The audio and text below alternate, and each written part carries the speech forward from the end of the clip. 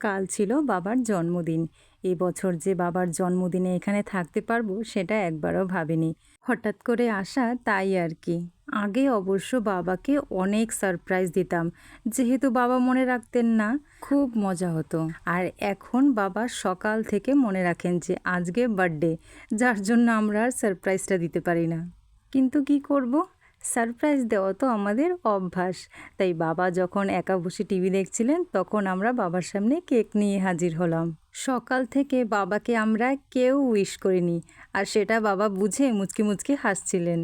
বাবার পছন্দ ক্রিকেট খেলা, তাই কেকটাও আমরা সেই রকম ডিজাইনেরই অর্ডার করেছিলাম। জন্মদিন হোক বা বিবাহবার্ষিক, সব কিছুতেই মা ঘরে একটু পায়েস তৈরি করেন। আগে তো সবাই মিলে সেলিব্রেশন করতাম, সেটা সবার জন্মদিন হোক বা বাবা মায়ের বিবাহবার্ষিক, কিন্তু এখন তো আর সেটা সম্ভব নয়। এই ছিল আমাদের মিনি সেলিব্রেশন। দেখা হবে নতুন ভিডিওতে। Thank you.